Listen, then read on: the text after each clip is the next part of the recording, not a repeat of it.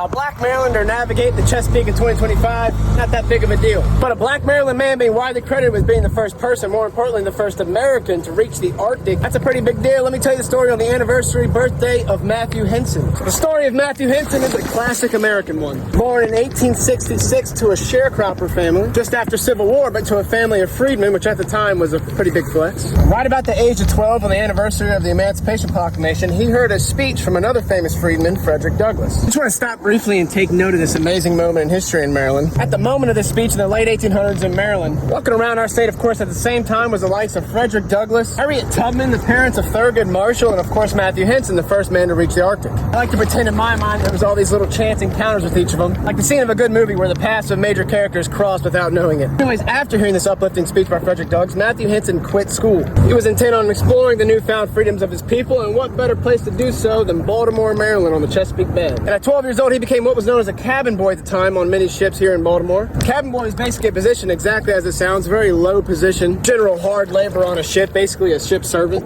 But it was through that position that he learned the ways of the sea. And actually, funny enough, he took a position as cabin boy on a ship for the Maryland Oyster Navy, whose job was to protect the oyster grounds in the Chesapeake Bay. This is, of course, circa the Great Chesapeake Bay Oyster Wars of the late 18 or 1900s. Another favorite piece of Maryland history for me. It appears at some point that young Matthew took a job working in a department store in Washington, D.C. for extra money. He had a chance encounter with a U.S. Navy officer by the name of Robert Peary. Robert Peary had been contracted by the U.S. Navy to survey a possible site for a Nicaraguan canal, which was, of course, later swapped out for a canal in Panama instead. And Robert Peary, upon hearing the extensive naval experience that Matthew Henson had, quickly recruited him to be a part of his crew and eventually made him first mate, which was a pretty big promotion from cabin boy. When it was clear that the Nicaraguan canal was not going to be developed, they quickly set their sights on exploring the north. The next 20 years, Robert Peary and Matthew Henson made 8 Arctic explorations. The first to reach the furthest point on Greenland and the first to map its perimeter. They also discovered and brought back the Cape May meteorite, which is one of the largest meteorites in existence. And throughout their travels in the north, they had to learn the ways of the Inuit people in order to survive. And Matthew Henson seemed to especially take to the culture and the skills of those people, becoming fluent in Inuit language, being regarded as one of the only non-native people to learn how to dog sled, just as skilled as the native people. Throughout all that learning and explorations, in 1909, they were both finally credited with being the first people to reach the Arctic. But like any great story, of course, then developed the rift, because it quickly became a point of contention as to who was actually the first man to step foot in the Arctic Circle. Of course, Robert Peary, being this legendary famed white naval officer, he was initially given the majority of the credit.